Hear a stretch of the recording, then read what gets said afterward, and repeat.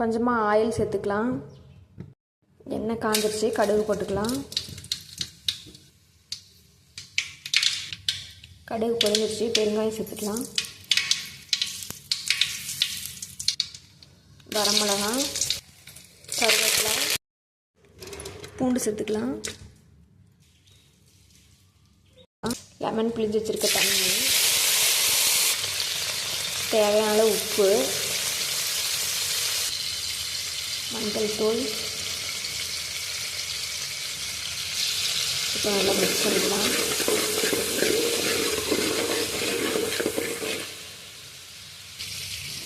கொஞ்சமாக வறுத்து தோல் உரித்து வச்சுருக்க வேர்க்கடலை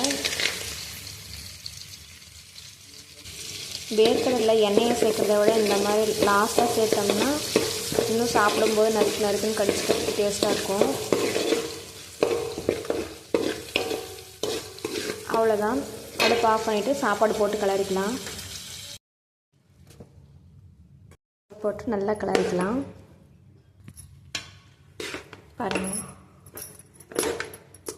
சாப்பாடு நல்லா கிளறியாச்சு. லெமன் ரைஸ் ரெடி ஆயிடுச்சு.